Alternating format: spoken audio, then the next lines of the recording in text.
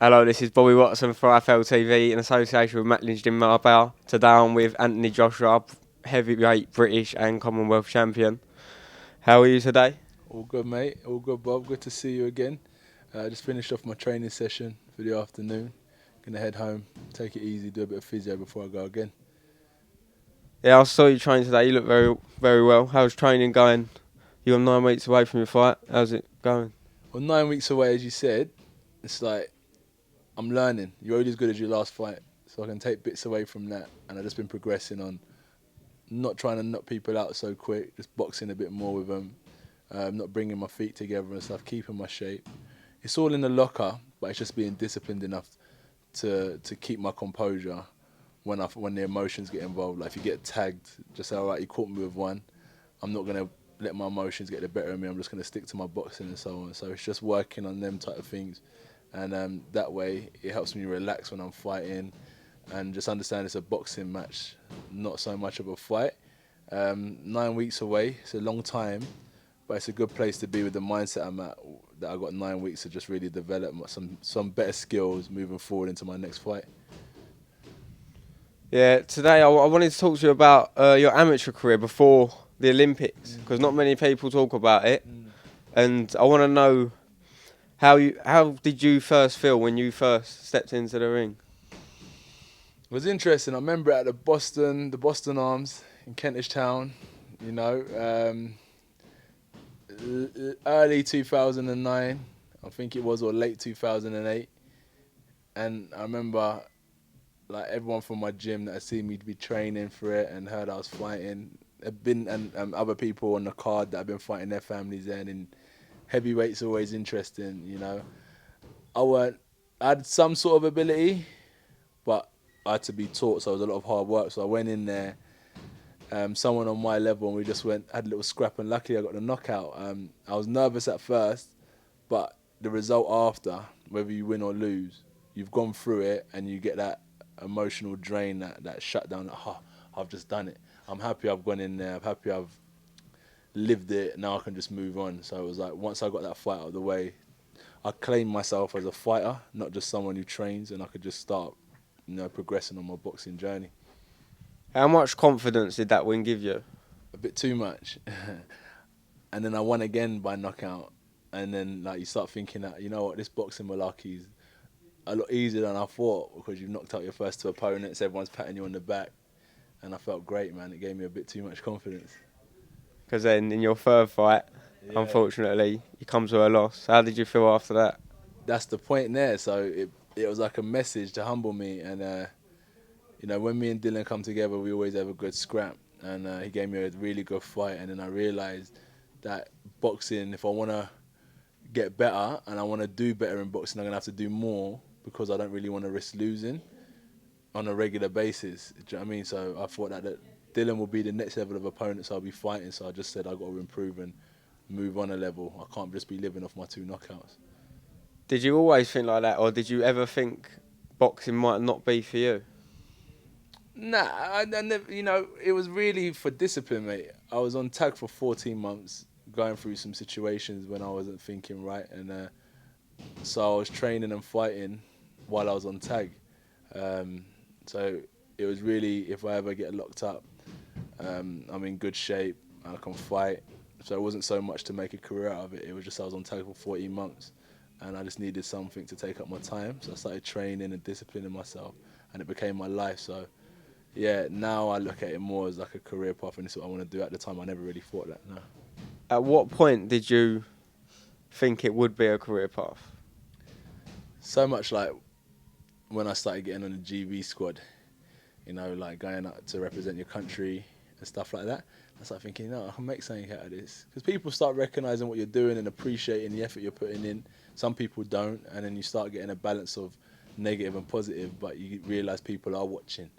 So I started thinking that's good, because I'm now becoming a product and people are interested in it. And the criticism people give me, I don't really look at it as negative or like they're a bunch of haters. I think that there's some things you can take from it and try and improve on. Do you know what I mean? So I started realising that people are now looking at me as someone that could go on to do better things if I get the negatives right and if I keep on improving on the positives. What did you feel when you first got selected for the GB squad? I didn't even know there was an Olympic team. No one ever really kind of based it on that around my amateur gym, because it was all about winning the ABAs and turning pro. It was never about winning the ABAs, going Olympics. That's a new breed from where we're from. You know what I mean? Luckily enough, I was there to set a trend. So I think other people are now looking at it like, oh, I want to go to the Olympics and then turn pro, or stay on to the next Olympics and become an Olympic great, Olympian great.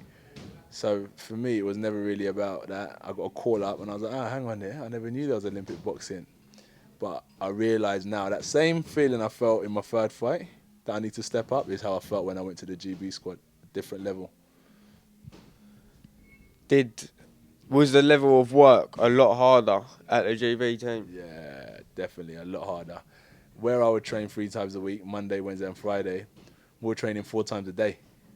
Do you know what I mean? Yeah. So in one day, I've already completed a week session. My body was in bits. Mentally, they'll break you down. But I remember one of the physios just explaining to me that, look, you can be ABA champion, you can be the best in Great Britain, but you can't take that to an Olympian or world medalist and think they're going to show you respect because you're the best in your country. I said, you've got to go out and dominate the world. And that kind of gave me that understanding that even though it's hard, the results are going to be much greater. You know, the hard work got me to become the best in Great Britain and England, but I need to be now become the best in the world. How did you cope with fighting on a daily basis, like in the ABAs or in the Olympics? It was pretty good, you know. It was tough on the body, but it was weird because my body would always shut down after the last fight. You know, shout out to all the physios, nutritionists, and people that help us recover, because without them, it'd be a shambles. But you just got to get through it. You know, we train with niggles all the time. You know, as athletes, we're never 100%. You've always got some sort of little injury that you got to get through, and that's just the same as when you fight. You know, it's tough, but you just get through the tournament, and straight after the tournament's finished, your body just shuts down, and that's, for me, where it was tough. Not throughout the tournament, but after the tournament, my body would just shut down, and I feel every little pain in my body would kill me. When did you realise you wanted to turn pro? See, after the Olympics, 2012, I was thinking to myself, what do I want to do? I've been amateur 3.5 years. I was thinking, if I turn pro now, there's going to be tons of pressure as an Olympian. But if I stay amateur, I can do something that's never been done before and win a gold medal twice, which I believe, like how I've developed from 2012 to now, I believe I could go there and win a gold, you know what I mean? Win a gold medal again. So when I decided to turn pro is when I thought to myself, the iron's the hottest it will ever be. I can develop, because as a professional, everyone's gone through this situation where you build up and you fight people on your level, you know, and I thought as an Olympian, I'm going to be fighting people. I'm going to be headhunted now. I thought if I turn pro, I can go under the radar for a year and a bit and learn my craft, and that's the decision why I turned pro, is because I thought I'll be able to learn my craft under the radar, and by the time, you know, 3 years go by, 2 years go by, I'll be developed and I'll be ready to fight the best as professionals. So it's never about money for you? Nah, not so much. You know, we like to get rewarded. You know, time is money. But at the same time, my pleasures don't come with, you know, a paycheck. Just development. I like to help people. And that's what, like, turning pro's given me the opportunity to do. Another pro fighter who's undefeated didn't really reply, but you said if you came to blows, one person would be knocked out. Yeah. Joseph Parker reckons that person will be you. What are your thoughts on that? Everyone's entitled to their opinion, you know. So be it. Talk is cheap until the bell rings. And I won't say till the final bell rings, until the ref jumps in and stops it, because as I said, someone will get knocked out if me and him ever come to blows. But as I said, talk is cheap. As I said, I was very respectful about Joseph Parker and what I feel about our fight. And I think he was part to that interview. I don't think that come from him, because I didn't really feel no passion. I didn't feel his heart in that interview. But it's a fight pending. I don't turn down or back down from no one. So I'm going to come through when the time's right. I'm definitely not going to New Zealand. He's more than welcome to come over here and fight in front of a great audience and put on an entertaining fight. Is that a possible fight for this year? Depends. I got April 9th, you know, that I'm scheduling in. It's hard because people say they want to fight and then they're asking for stuff that they know that's not on the table. So that's when you ask me, is it so much about the money? I'm realising that with a lot of people it is about the money, what makes career hard as a professional boxer. But sooner or later we'll get it on. We'll get it on. Another undefeated fighter's called you out this week, or last week, and it just happens to be IBF world champion Charles Martin. How do you feel about that? Same as I do with Joseph Parker. Someone is going to get knocked out. You know, that's why I like Wilder. He goes to knock people out, and I'm the same as him. We just like to fight, go to war, knock people out, entertain people, and make people remember who you are and when they stepped in the ring with you. Charles Martin calling me out. It's mad that I got the world champion calling my name. I should be chasing him. Obviously, it shows that I got something to give. I got something that they want, you know, which is my O. So they're the man to potentially beat me. And that's a fight I'm looking closely at as well. As I said, all fights have to be considered, innit? And as a fighting man, I'll fight any of them, no problem. But as a career, where my coaches are guiding me, you know, they're trying to get it step by step perfect. And it's just finding the balance of being brave and being smart, because it is a career as well. He called you second best to the other world champions, Tyson Fury and Deontay Wilder, compared to Charles Martin. What does he mean by that? He said he wanted them fights, but because they've got mandatories or contract, you're the next best out of all the other heavyweights in the world. Does that give you? Do you feel good about that, or? I'm not world champ yet, and what's good being second best? Do you know what I mean? Yeah. That's not really my mentality. I can't sit there and be like, "Oh, thanks, mate. Thanks for calling me second best. I appreciate that." That's not a fighter's mentality. That's not a champion's mentality. I want to be number one, you know, in whatever you do in life, and that's just how you should really operate. So, if I've got to be second best to get to that number one spot, I'll silently take that one. I'll take that dig, and then when I get my opportunity, I'll grab it with both hands. And that's how I look at that comment. Is Charles Martin beatable for you now? Yeah. But because of what your coach is... It's not so much about me beating Charles Martin, it's what Charles Martin wants for a fight, you know, like ridiculous stuff. It's what we do after. So that'll be my 16th fight, and I'm now at World Championship level, so the days of Anthony Joshua as a prospect are out the window. So I don't get to build anymore. So it's a bit tough. Once you're there, there's no turning back. And as I said, lucky enough, I'm in a position where people want to follow my journey and want to see me develop. But I don't think world title opportunities come around that easy. So at the same time, I want to take it. At the same time, I'm on a development course as well, which that fight should really have come in the next 3, 4, 5 fights. But it's here now, as he's calling me out. And as I said, it is something that I'm seriously looking at. You bring a lot of attention to the sport of boxing. Another fighter, Conor McGregor, brings a lot of attention to UFC. What are your opinions on him? He's an Irishman, and I'm a black man that can fight. That's what it is, really.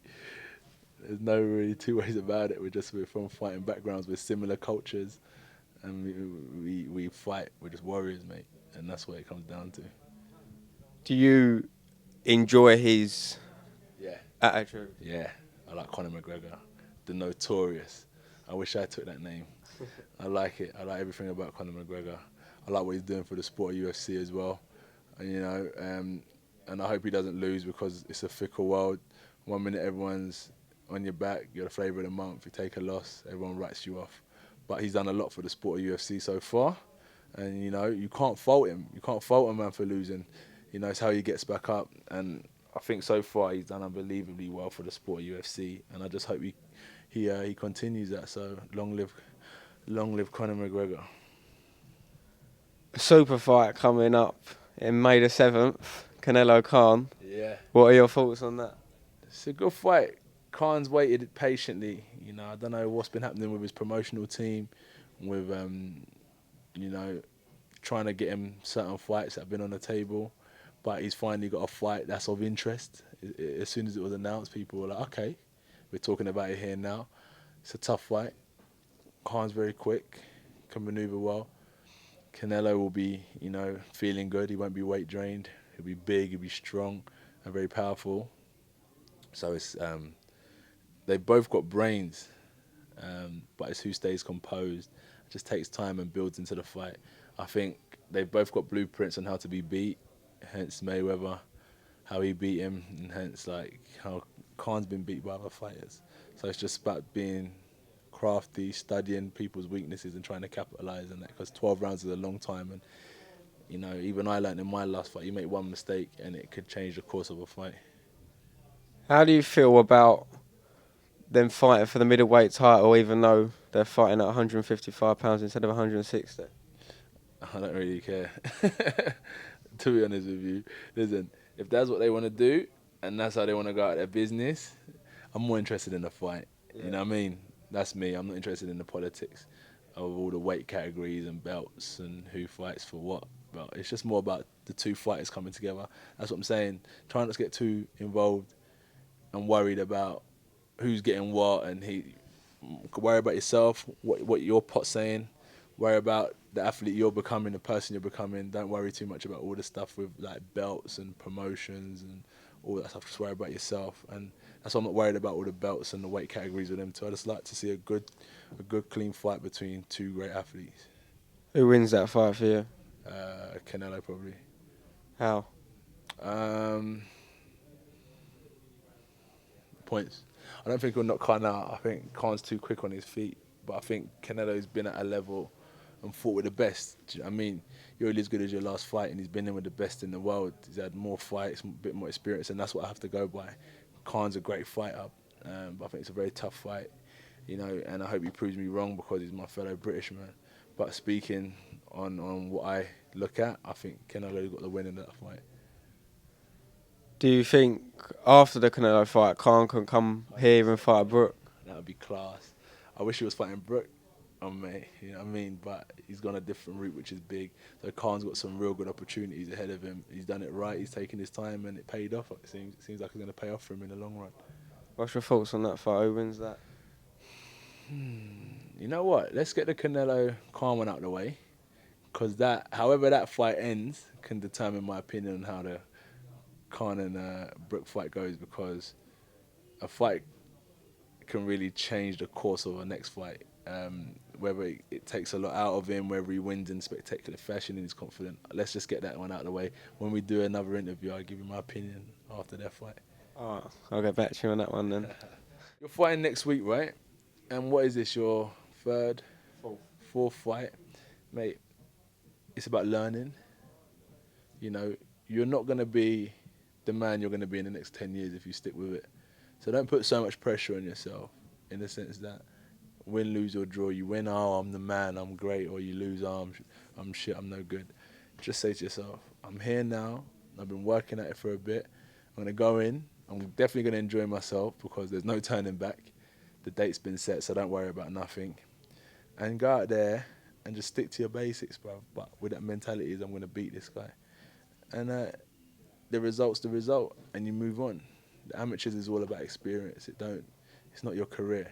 It's about experience and learning, trying to better yourself. So when you get to Olympic level or professional level, you've gone through the amateurs with a great understanding of who you are, how you develop. And that's why I'm trying to explain each fight is about development. It's not the end-all and be-all of your boxing career. So don't put too much pressure on yourself. Just have fun and go out there with the attitude that I want to beat this guy. So this has been Bobby Watson for IFL TV with Anthony Joshua. Thanks very much, Anthony. No problem, bro. See you later.